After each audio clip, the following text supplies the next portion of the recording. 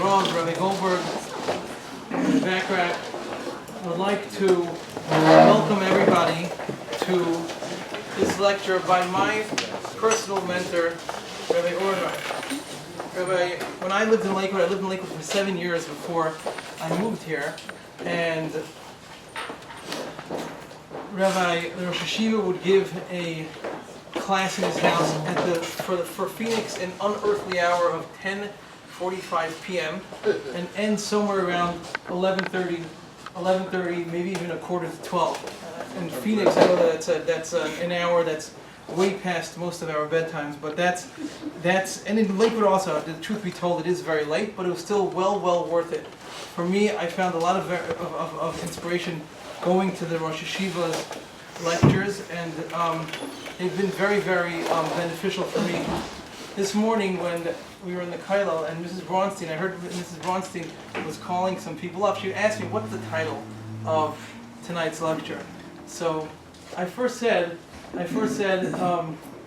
Jewish passion, and then I Googled, I wanted to make sure that I wasn't messing up any words here, so I Googled passion, and I saw that passion could mean either very strong desire for something, and what I meant, that's what I meant, is that living Jewish passionately, with a fire, and that's what I found that the Rosh Hashiva has instilled in me. The one thing that I saw afterwards, the second definition, if you Google it, you'll see, has to do with the crucifixion. So I thought, maybe it's not right, maybe it's really not a good word to use. So I told her, I said, the title of tonight's lecture is going to be Jewishly Inspired, or something along those lines. And the truth is, because I don't know what the Rosh Hashiva is going to talk about now, but I can assure you that you will leave inspired. Rosh Hashiva is somebody that has inspired me and has inspired many people, and it's truly an honor to have him come to our community. He is he's in great demand in communities much larger than ours, and it's truly an honor to have him over here. The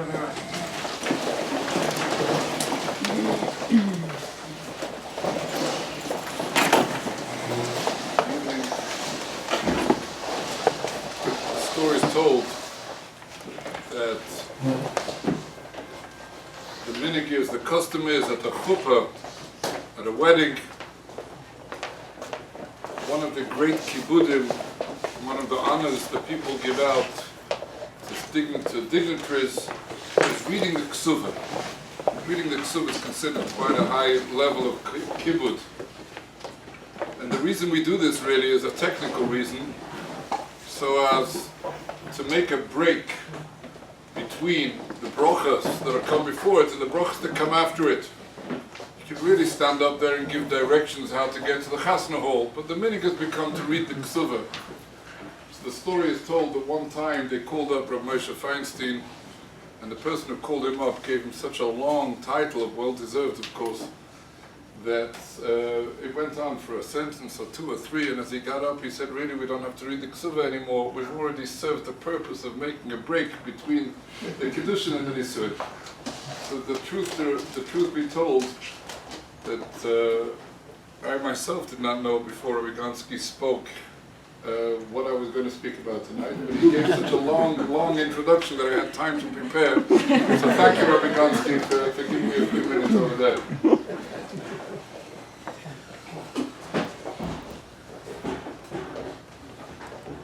I don't know whether in all communities, when they get together for inspiration, it takes place in a kollel building, and I don't like to view things as coincidental. And I think that the community's dedication and recognition of the importance of Torah learning, which manifests itself in supporting a kollel, which is no small endeavor, is something that is evidence that this is a community that wants to connect with Torah. And it's a tremendous brocha, tremendous source of blessing as we go in to Elul. As you all know, at the end of this week, we're going to usher in the month of Elul, a very serious and solemn time, a month of preparation for the days of awe, for the high holidays,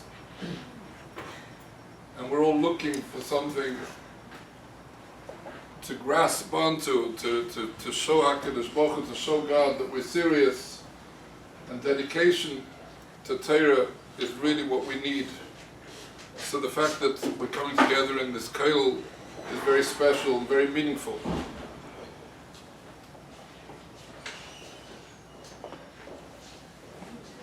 There's an interesting insight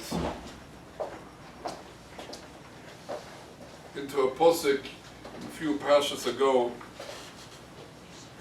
a verse that requires a little bit of explanation. The Chumash talks about a lot of different mitzvahs in Chumash, and one of the mitzvahs is neder u'shvur. If a person makes a vow, in certain cases the vow is binding. If a person makes a shvur, if he swears by the name of Hashem that he'll do something, he has to do it or not do it.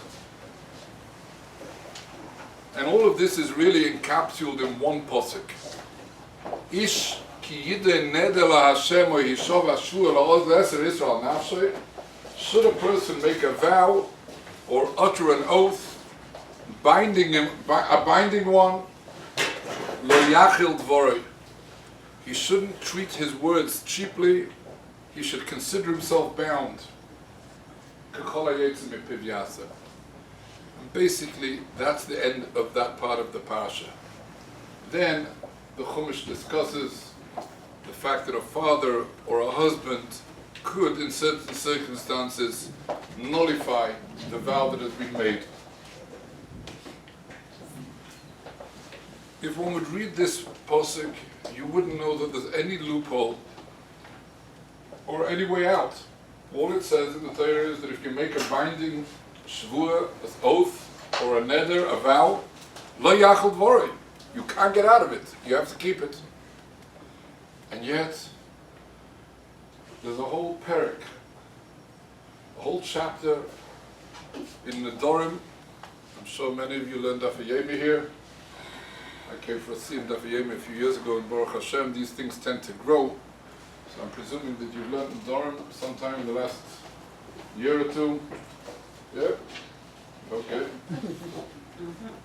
And in Nedarim, there's a whole parak of a person who feels that he accepted upon himself something that was more difficult than he realized, and he wants to get out of it, and he comes to the Chacham, he comes to the wise man, the Torah sage, and he says to him, I made a mistake, what do I do about it?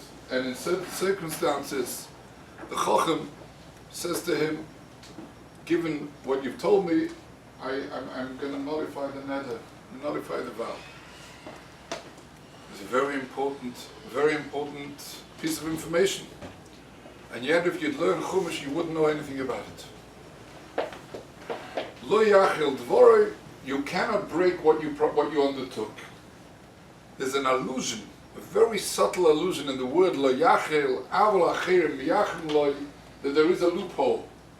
But it takes a lot of scholastic insight to be able to read it into the verse. The Mishnah in Chagiga says on this, Hete Nedarim Perchim Ba'aveh. The Hete Nedarim almost seems to be floating in the air. It doesn't seem to have a basis in Chumash.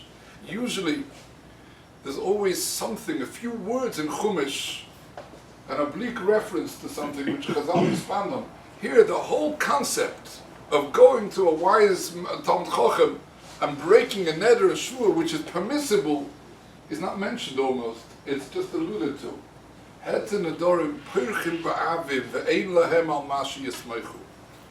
did the Torah do this? So I want to share with you a thought based, there's a very profound sefer from a very profound sage from a different era. The Alter from Kelm, as he is known, Reb Simcha Zissel of Kelm, was considered the prime disciple, or disciple as it's said in America, of Rabbi Yisrael Salanter, and a man whose words are always laden with depth and profundity. And I want to take a thought that he says and expand on it a little bit. The Gemara in Ksuvas tells an amazing story at the end of the 7th Perek, just before Nadarim Ksuvas. The Gemara in Ksuvas tells a story about Rabbi Yeshua ben Levi, one of the great sages of the Talmud, who decided that he would like to get a guided tour of the world to come. He wanted to see his place in the world to come. So he must have had some connection with the angel of death, and he asked him to take him into, the Gemara tells this story, to take him into Olam Haba, to be able to take a look at his place that he was going to get in Olam Haba. And he asked the angel to give him his knife so that he should feel secure, and he went in with the Malach, with the angel, and they went to the world to come. And the angel says, you see that spot over there? That luxurious spot is yours. Immediately, he jumped into the spot and he made a shvu, he made an oath, I'm not leaving. And the Malach HaMoavah said, excuse me, there's a protocol, that's not the way it goes. You've got to be in this world and I've got to take your life. He said, I made a shvu, I made an oath that I'm not leaving.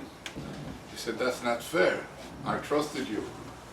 You've got to go back to this world and allow me to do my thing. Please, don't make problems for me. So they said, okay, let's go to God and let's have a discussion about it. Hashem is Baruch, God said, if Rabbi Yeshua ben Levi has never taken advantage of what we said before, of breaking an oath through going to a wise chacham, then he can stay where he is. Otherwise he's going to have to go back. Luckily for Rabbi Yeshua ben Levi, he'd never taken advantage of that loophole. He was allowed to stay there. He was one of the very few exceptions to the rule that you cannot avoid death or taxes. That's the Gemara in Ksuvas. What's the inner meaning of this? That if he's ever made this loophole, that he can't go back. He has to go back. Well, what does it mean? We know that this world is not the ultimate world. There's a world to come, there's a hereafter. And if someone would ask you if the hereafter is similar to this world, you would definitely say it's strikingly different. But if you were asked to express what the difference is, everybody would say something different. There are not so many differences between them. We like to call these two worlds, they have a title. This world is called the Olam HaSheker. This is a world of falsehood.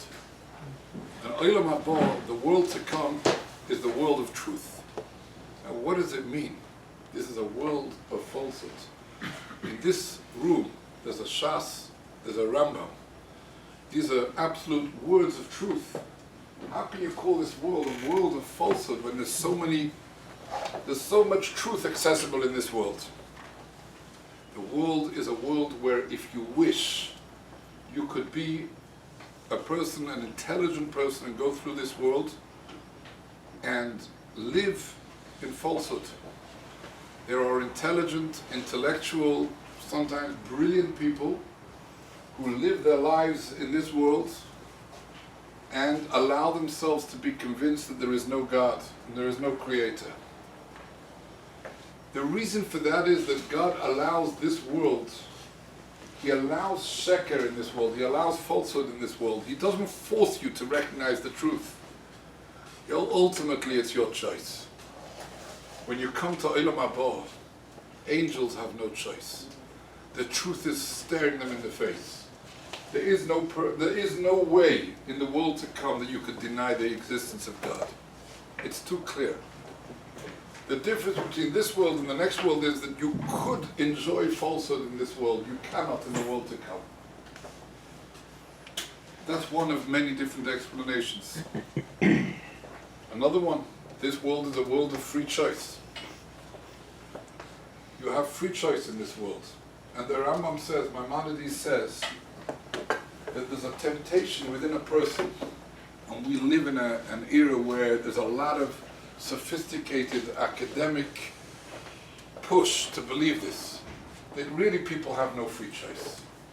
That their inclinations and their desires and their personalities are so overwhelming that they don't have a choice. It's predestined the way they will be. And the Rambam says, someone who says that is really chipping away the fundamentals of Judaism. Because by saying that, he's taking away his culpability for anything. Not only that, he's taking away his reason to be rewarded. If the good man has to be good and the bad man has to be bad, then there should be no punishment and no reward. This world is a world of choice. You don't have a choice whether you'll be brilliant or simple. You don't have a choice whether you'll be wealthy or poor. You don't have a choice whether you'll be tall or short. Tell me about it. But you do have a choice as to whether you will follow God's will or you will not. And everybody is responsible for that choice. And everybody will not, nobody will be able to say, I was just the way I was, I couldn't do better. It will not help us. In the world to come, we won't have choices. We'll look back and we'll wish we made better choices. The great sage, Rabbi Chaim Wasserman, blessed memory, may his memory be avenged. He was killed by the Nazis, Yimach Shmon. One of the greatest Gedolim of his time. And when he came to London, he would visit my grandfather, Moshe Sternbuch, and then after he died, he would come to the family to help them whenever he came to London.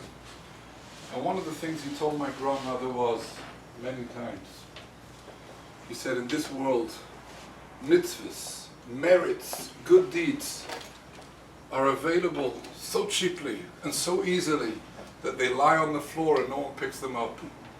People are running after all kinds of things, glory, money, all kinds of illusions. Mitzvahs, he said the words, as if he missed, it's like the dirt on the floor. He says, and then when a person comes to the afterworld, to the hereafter, he'll look back and he'll say, I need another mitzvah. Give me another chance. There's no other chance. This is really, these reflections are what Elul is all about. This world is a world of choice. The world to come, there's no choice. You live based on the choices you made in this world. But there is another difference between this world and the world to come.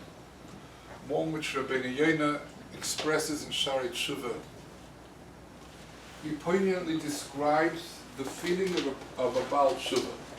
The word Baal Tshuva is used very freely today. The Baal Tshuva is the person who really repents, who maybe did one sin in his life, if there is such a person, and yet he spent all his life repenting.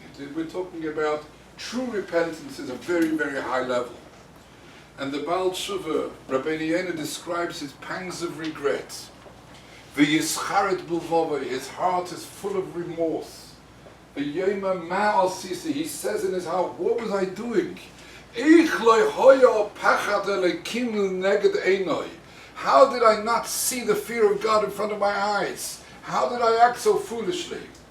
And when he describes the silliness of sinning, he says the following words. Eich hechlafti ba'olam oiver. Oilam oimed la'ad la'olam. How did I exchange for a transient, temporal, fleeting world, a world that stands forever and ever? Rabbeinu Yonah says the world to come is nitzchias, is timeless. It goes on forever. This world is a world of change. Everything is transient. You go down a street today, be it in Arizona, be it in Lakewood, you see houses, you see stores, you see people, you see discussions that people are talking about, important political things that are going on. 100 years from now, the people won't be here, the stores probably won't be here, this won't be here, that won't be here, but new people, new talk, new things going on.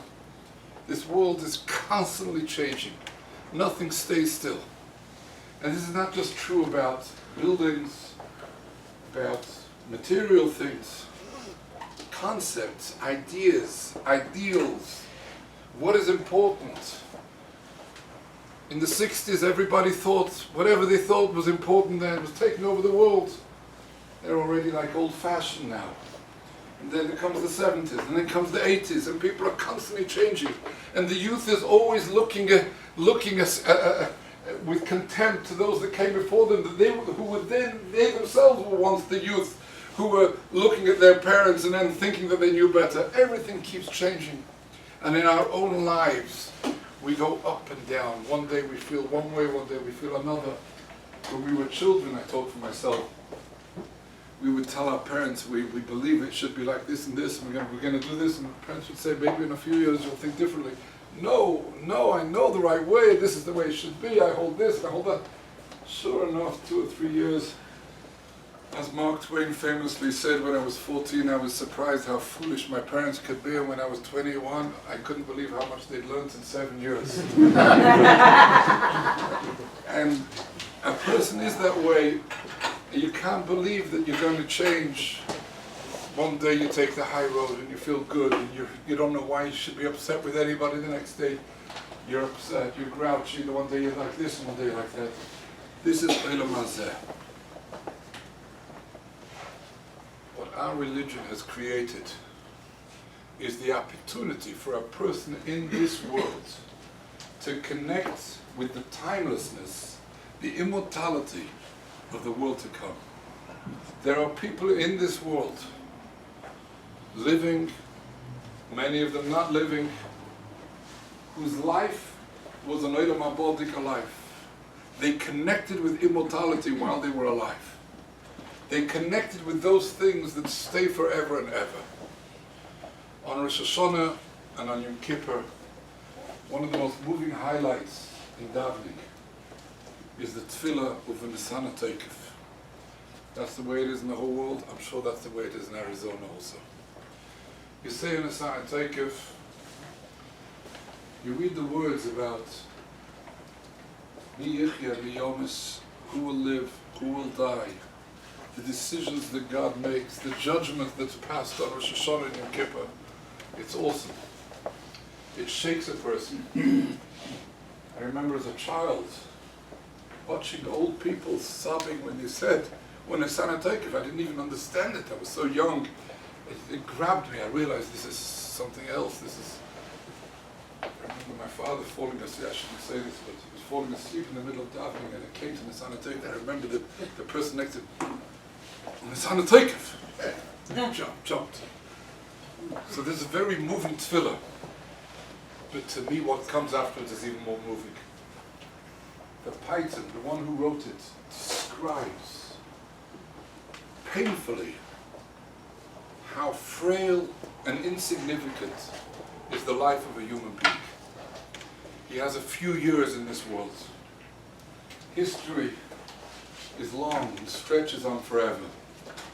We come in for a small sliver of it and then leave. There's a world before us, there's a world after us.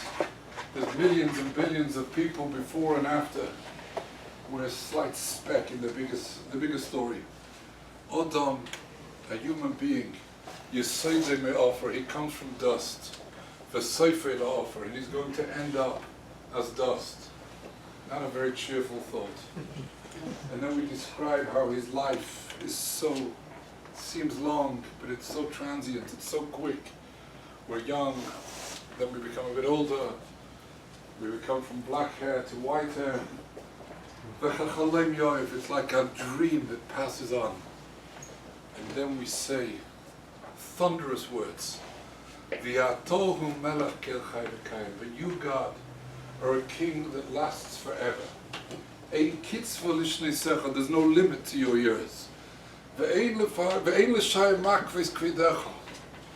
no count for the amount of angels that surround you.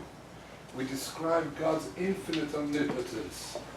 And then we add, Ushmeinu karosa b'shmecha. You have given us the chance to connect with you. You've given us on this world the chance to leave the depressing, temporal, up and down of this world, and for the few years that we're here, to connect with the world of Netzach Netzachim, the world of forever and ever, to connect with the Torah, which is the essence of connection with God, to connect with Netzach Netzachim. What an opportunity. The story is told of one of the great Hasidic masters, Rav Naftali Rovshitzer. He came into a chasna and his Talmidim picked him up, dancing with him, Sur Shalom Rasheichem, Yomimah Yomei Malach Teisif. He was afraid it would go to his head. So he started singing something else with great joy. People put their ears close and they heard him dancing up and down, bobbing up and down. Adam Yoseidei Me'ofa V'Seifel Ha'ofa. Man comes from dust and ends up as dust. He said, Rebbe, what's so happy about that? What is so joyous about that? He said, if a person came from gold and became dust, that would be a tragedy. A person comes from dust and ends up as dust, and for the short time in between, he could take that existence, that life on this world, and make it Netzach Netzach. Anything that goes up and down and changes, anything that loses its glitter, because it's part of yesterday, is Olam Hazeh. Kol Hashoina Halochos B'chol Yom, the one who shows stability in every situation. Muftach Lei, Shehu Ben Olam Haba. He can be guaranteed. He's connecting with Olam Haba. He's connecting with a world of eternity. What is the message of a shvuah and a neder? What is the message of a vow and an oath? A person gets excited. He feels that he shouldn't eat certain food, not good for him, or he wants to accept something upon himself. And in a moment of conviction, he swears, he makes an oath that he's not going to do it, or he is going to do it. It seems so clear. A few weeks later, his mind changes. He doesn't see it the same way anymore. Lo yachel devorei. Don't go back on your word. Be a ben olam haba. Be part of the world of eternity. Don't be a person who has ups and downs. Show your stability. Be a ben olam haba. That's the message of lo yachel devorei.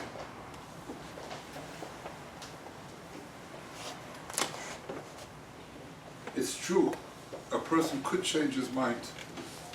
God knows our weakness, and He gave us a way to accommodate those who want to break an oath or a neder. But that's not the message. That loophole is tucked into a corner. It doesn't say it explicitly. You find it in the Dharm. You find it where Chazal, where our sages teaching us. But the Pasuk only says one thing: Lo yachal dvorei. The message is not the loophole. The message is hold tight. Whatever you decided yesterday, hold on to it. Don't be one of those that come and go. Biyala Bahar Hashem, who finds himself elevated, not only in a moment of his iris, and a moment of a good feeling, who stays put. Someone who's leinosa lashov nafshi. Every his iris, every undertaking, he takes seriously. He will not backtrack on anything he undertook. And I find in the old generation, the generation that the war survivors that I grew up with, when I was young, I didn't understand their greatness. We'd come back from yeshiva and feel more knowledgeable than them in many ways, right? We'd come back, we knew a Mishnah Berurah, we knew this, we knew that. What we didn't realize about these people is they were unchanging. Their davening was unchanging in all situations. They kept put, even when in Auschwitz, they held on. Those people connected to Olam Haba, an unchanging world. HaKadosh Baruch Hu, God said, if Rabbi Yeshua ben Levi has ever taken advantage of the loophole of changing your mind that was given to accommodate the weakness of Olam Hazeh, he doesn't belong in Olam Haba. But if he has never taken advantage of it, then he truly belongs in Olam Haba. that was what happened to Rabbi Shua ben Levi. As I said earlier to the women, Elul is a time when every year, another year has gone by, a year that will never come back. You can't buy back time. It's one step closer to Olam Haba. And it's a chance to make an inventory. How much connection do I have to Olam Haba while I'm in Olam Hazeh? Am I a person who has his ups and downs and lacks stability in his connection to Torah? Or am I part of the world of Torah, which is Netzach Netzach? When we look at the writings of our great Torah sages, Kuega, Tzais, Reb Chaim Brisker, their eternity, their lives were for a few years. The Torah that they created while they were in this world is part of the Torah of Klal Yisrael, part of the Torah of the Jewish nation. It will never ever get lost. It will always be part of the Klal Yisrael and our connection with God. Our connection with Hashem is through Torah. Torah is Netzach Netzachim. Torah is forever. Torah is eternity. It's wonderful in this community that they have the understanding to have a kollel where young men are sitting and learning Torah is a merit. It's a merit to come into Rosh Hashanah with, to have a connection with Torah, a connection with people who learn Torah. And all of us should find in Olam Hazeh, in this world, more opportunities to connect with that world that's nitzchias, that world that's eternal, that world that is timeless. Let us all become B'nai Olam Haba. Let us spend this Elul reflecting on the four words, Ani l'doidi v'doidi li. The Sforim say, Shainim, the word Elul is an acronym to Rosh Hashanah for a pasuk in Shir Ashir. Ani l'doidi v'doidi li. My life is given over to my beloved one, to God. And He thinks and pays attention to me. The Sforim say, in Elul we show God that we're dedicated to Him.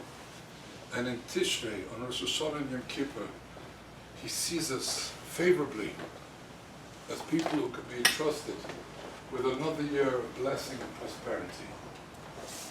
I want to finish with a short word from the Chofetz Chaim, blessed memory. I heard it from a Yid who heard it me from his holy mouth, from the mouth of the Chofetz Chaim. The Chofetz Chaim said this in Warsaw, in Varsha.